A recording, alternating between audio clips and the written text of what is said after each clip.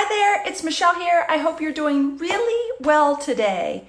Hopefully this is going to work, this Facebook Live. I tried to get on my computer, but the connection was weird. So now I'm on my phone. Hopefully I am the correct way on my phone. So just if there's anybody here yet, just say hello, and if you can actually see me and hear me. And I might wait just a minute or two. Can you see me? Can you hear me? Let's see. Oh, I don't even see comments.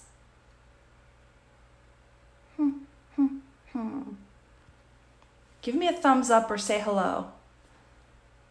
And I've got a new phone too, so I can't even figure out my new phone.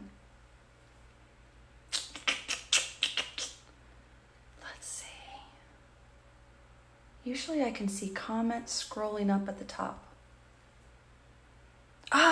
Summer says, I can see and hear you. Awesome.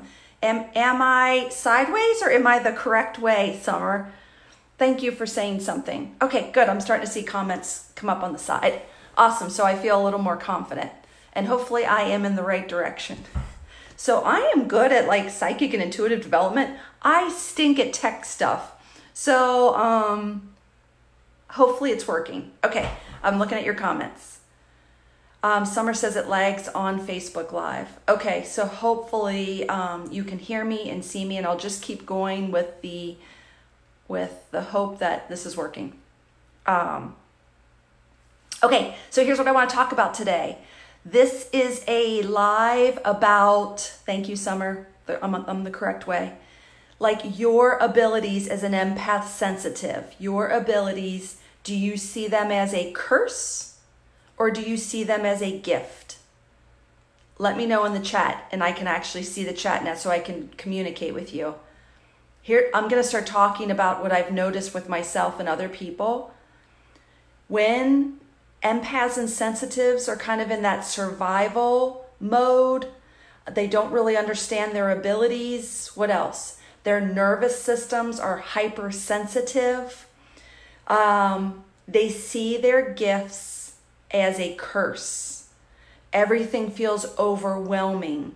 You pick up on everything. So in that state as an empath, you will see them as a curse. Summer says she sees hers as a gift. Yes. So that's what we want to do. We want to see our uniqueness, the way we're wired, as a gift. And it really is a gift. Judith says she feels it's a curse. Gina says curse and a gift. Carrie says both. I am very empathic and I have a form of, I forget this word, synesthesia. I smell and taste color and energy. Yes, I just heard about this a few years ago. I probably said that word incorrectly, Carrie. Gloria says a gift. Awesome. Okay, so can you in this thread right now comment and tell me what your unique gifts are? Like, what is your gift? Even Wendy says definitely a gift. That's awesome. What gifts do you have? What gifts do you use for yourself and to make your own life really go really well? And what gifts do you use to help others? Wendy says definitely a gift. Summer says I do get overwhelmed from time to time. I retreat, recharge, and come back. Way to go, girl. You're right, right on. Leslie says I get overwhelmed in crowds or around a group. I don't know, like I cannot focus too much when there's noise in my head and I cannot focus. Yes. So you know that about yourself. So Leslie, what are your gifts? I understand the overwhelmed part. What are your gifts? Like, what are our gifts as empaths and sensitives? For me, and maybe the people that I come into contact with, our gifts are, we are intuitive. We can pick up on the thoughts, feelings, and emotions of others. That can feel like a curse. Beth says clairsentience, telepathy, and clairaudience. Yes, you can pick up on the subtle energy, the subtle thoughts, the subtle feelings. Those are your top 3. Awesome. Leslie says she can do that also. Summer says, I just know what others are thinking. It helps me communicate more effectively with everyone. I am learning. I am also... I have to click a button here to see the rest. Shoot. It's not working, Summer. I know you're learning something else, but I can't read it. It says see more, but it won't let me click the button. So you know what others are thinking. It helps you communicate more effectively. That's how you're using your gift for yourself and others. So what I've noticed is my gifts of, let's say, telepathy, clairvoyance, clairsentience, all those subtle hearing, seeing, and feeling, or just knowing things, those can be overwhelming when you don't understand those gifts. Once you start to develop those gifts and understand those gifts, they move from feeling like confusion and a curse to like, it feels like a spectrum, and you start moving to the middle of the spectrum like, okay, I'm starting to understand how I'm wired. Hey, there's other women like me. Hey, I thought I was the only woman who did this. What else happens? Some women will say to me, Michelle, I've been doing this my whole life. I didn't know it was called whatever, clairsentience or clairaudience. Does that make sense? Like, the biggest gift we have is our intuition.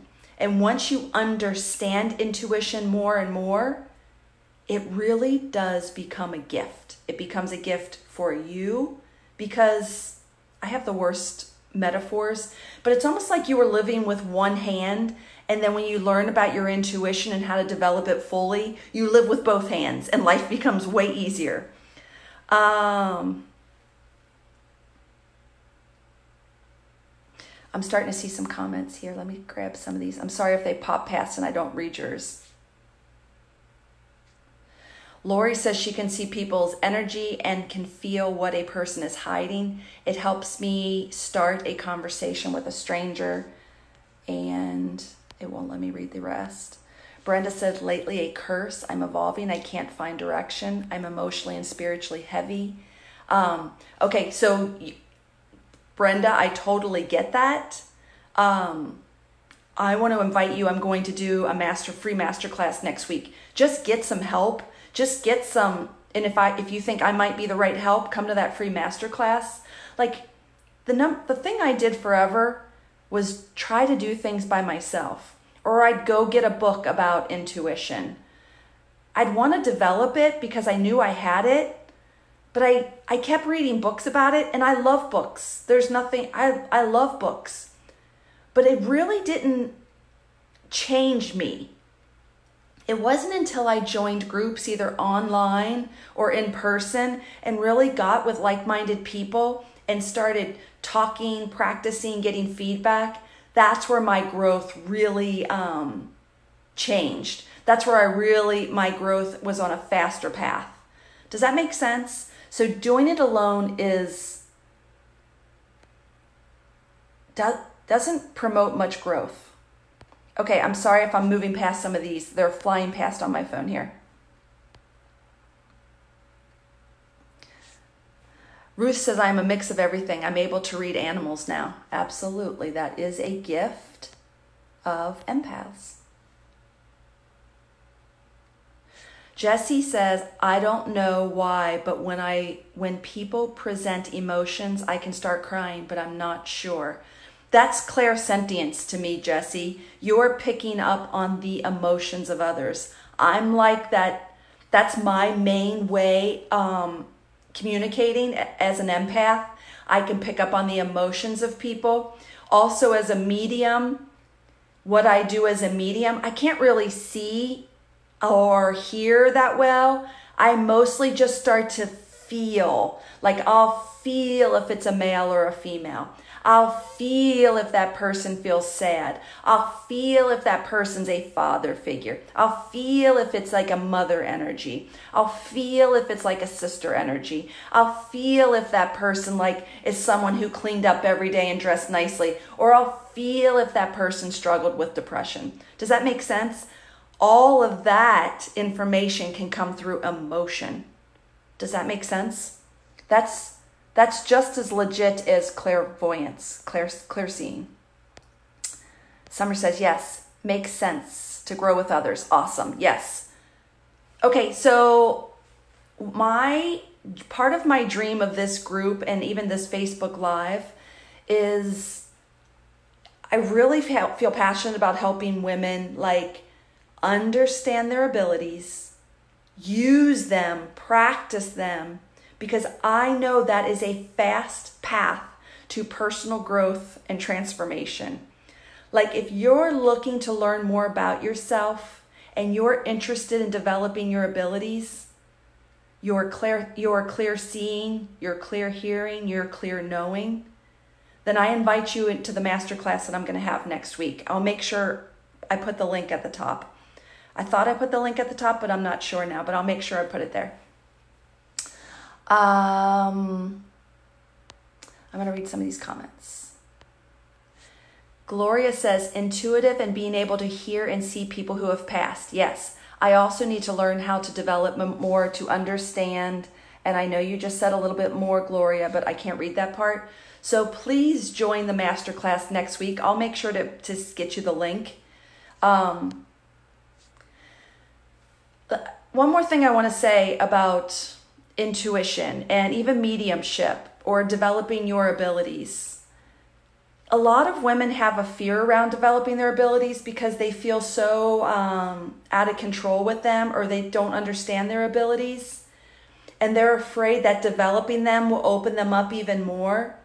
But I want to tell you, the first step in developing your abilities is understanding how you're wired. I promise the first thing that happens is the light bulbs will start to go off. You're going to start saying, Michelle, I've been doing that my whole life. Wait, what? Like it'll all start to make sense. Your childhood will start to make sense. You'll start to see yourself in a new light, and that I want that for you. That is personal growth and transformation. I consider teaching psychic and intuitive development to empaths. It's a doorway to your personal growth and transformation. It's a doorway to you understanding you and being solid and confident and happy in it. And then from that vantage point, from that space, life is very different. Like you can show up in the world very differently for yourself and others. Okay, I just got on my soapbox there. I'm going to go back a little bit and see if I can grab some of these.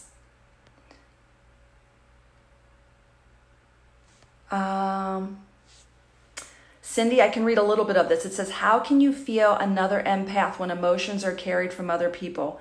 How can you tell their feelings from others? And I know you said a little more, but I won't let me see that. So I don't know if I got this. How can you tell their feelings from others? So Cindy, are you asking me, how can I distinguish my feelings versus someone else's feelings versus someone else carrying someone else's feelings? Say yes or no to that. So let's talk about emotions for a second, because I think this is one of the biggest issues with empaths and sensitives is picking up on the emotions of others. I've worked on myself a lot, but I still get a little mixed up with what's mine and what's someone else's. But there are many techniques as you study this that you can start to differentiate between your energy and someone else's. I will make sure on the masterclass coming up next week, we talk about that because I know that's a big deal.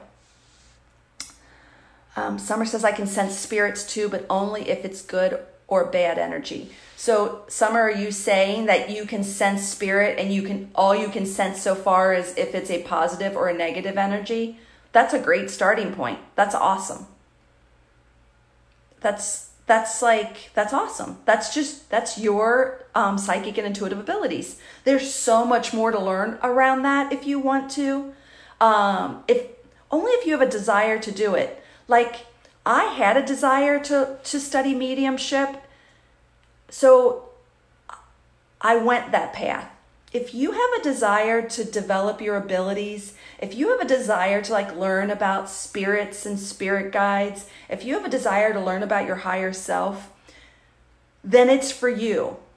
That's it. Our desires are just like our signpost that says, go in this direction.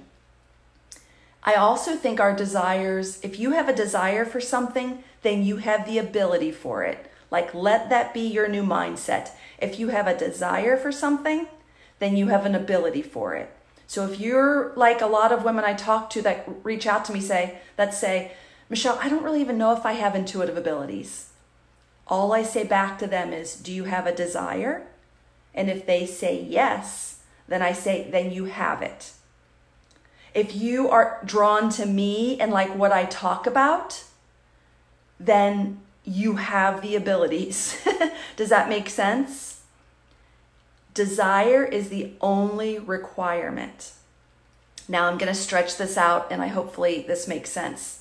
I also now believe, and I've believed for a long time, if you have a desire for something, like for many years, I had a desire to help people, but I didn't know how I was supposed to help people. If you have a desire for something, that means there is a need for it in the world that only you can fulfill. So for a long time, I had a desire to help people. I didn't know how I wanted to help people. Then I got interested in psychic and intuitive abilities and development and mediumship. I then went on to help people using my psychic and intuitive abilities.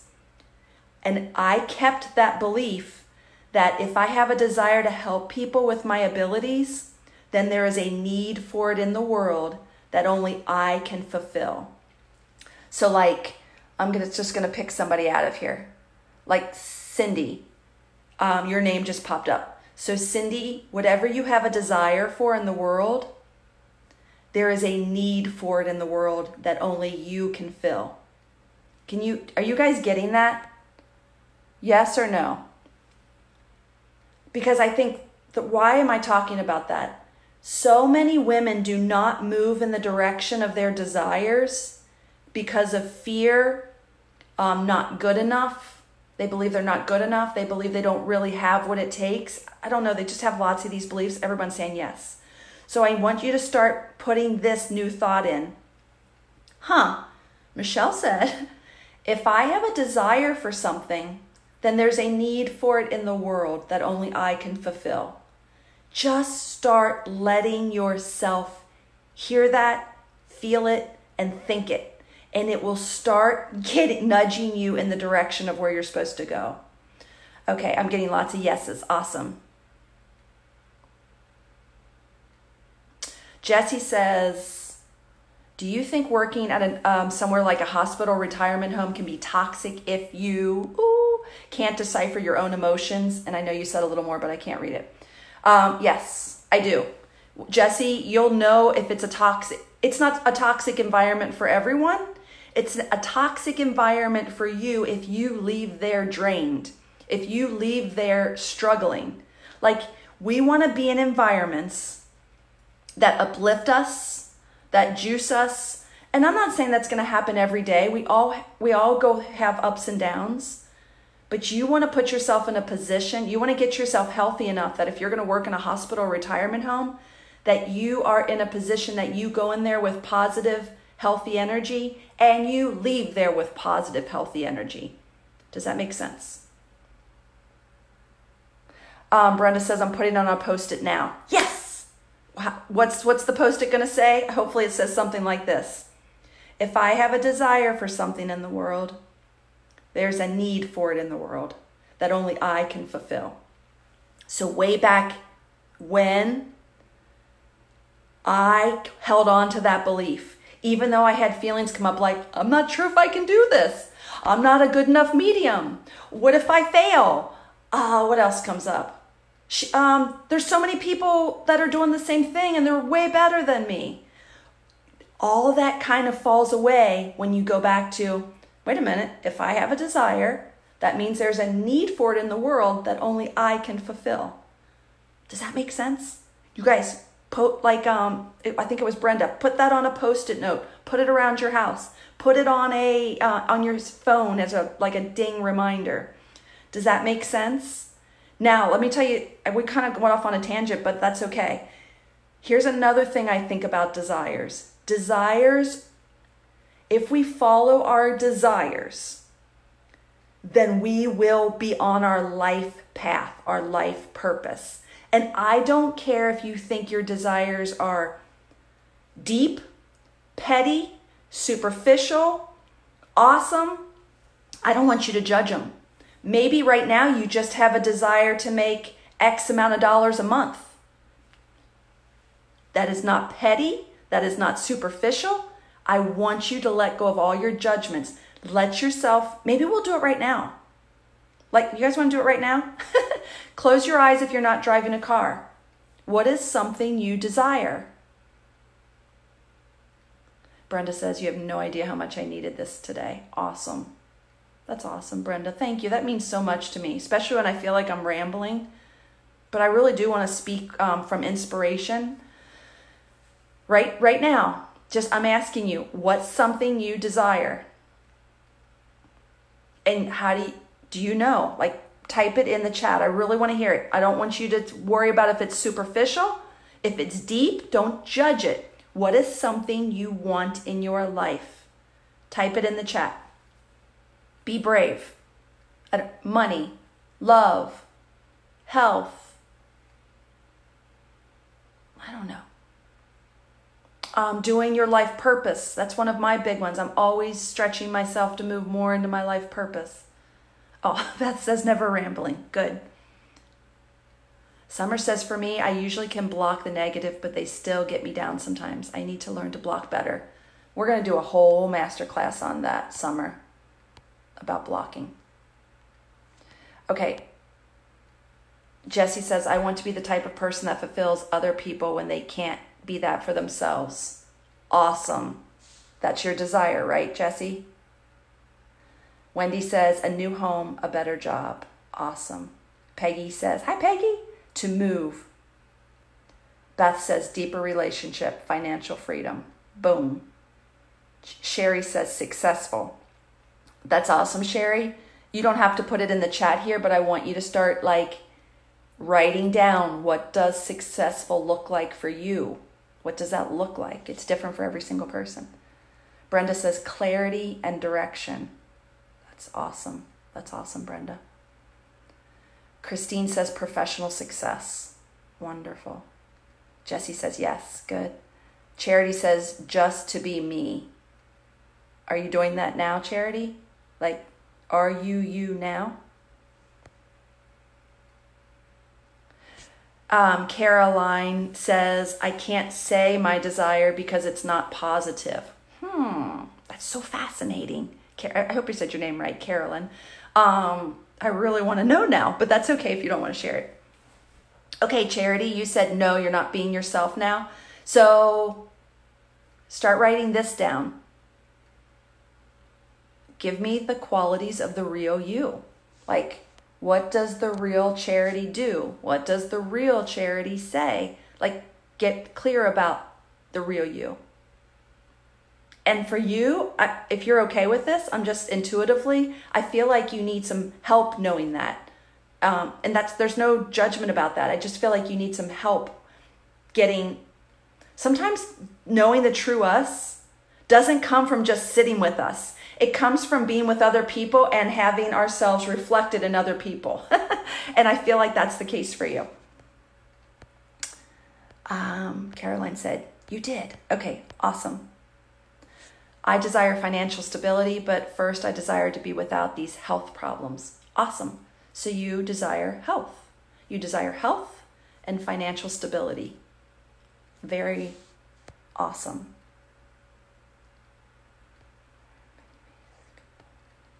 Oh, Charity says, I have many faces, people I need to be. I think what you're saying is, do you morph into other people depending on who you need to be for others? I think is what you're saying. Yeah, I understand that. I also want to say that that's very normal for empaths to do, Charity, and it doesn't need to be that way. We can be our real true selves anywhere. And I think you just need some help learning that. No judgment.